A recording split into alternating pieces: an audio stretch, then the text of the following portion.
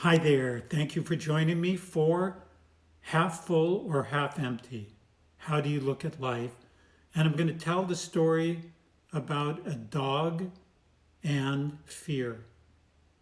Now, a conference of dogs was held. Thousands of dogs from distant areas were in attendance. Now, the main hero of my story is named Sparky. Sparky had never attended the conference previously.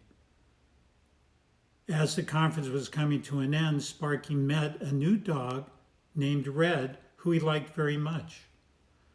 Although Sparky and Red lived in distant cities, Sparky promised Red he would make the full 3-day journey from his home to Red's home the following month. Finally, the day arrived for Sparky to begin his full 3-day journey to visit Red.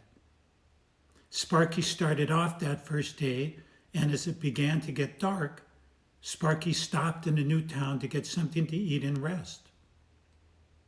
Immediately as he laid his head down, several dogs in the vicinity began barking loudly and making threatening moves towards Sparky. Sparky knew it would not be possible to rest or eat, so he continued on his journey throughout the night. At first light, Sparky again found himself in a new town and looked for something to eat and a comfortable place to rest. In this new town, several dogs confronted Sparky and barked their displeasure at his presence. Now, Sparky decided to continue on towards Red's home, as was obvious to him he wasn't going to get any rest. By the end of the second day, Sparky had completed what should have been a full 3-day journey in just 2 days. When Red saw him, Red was completely surprised that Sparky had managed to complete this journey so quickly. When asked by Red how he was able to do it, Sparky replied, "I had a lot of help along the way." Just a different perspective. I would also like to share a story about fear.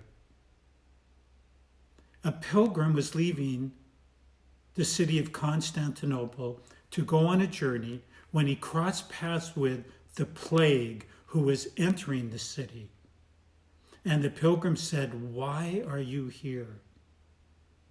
And the plague said, "I am here for 5,000 souls." Well, the pilgrim was very happy that he was leaving. The pilgrim returned to Constantinople 6 months later.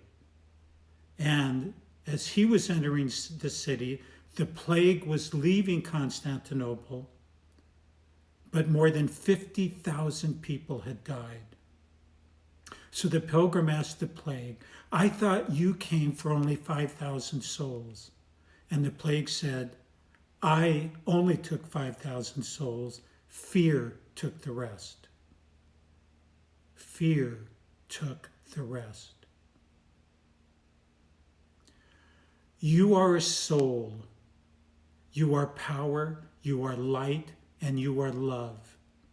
And you are above all things in this physical plane. I love you. I send blessings until we're together again. Thank you for joining me.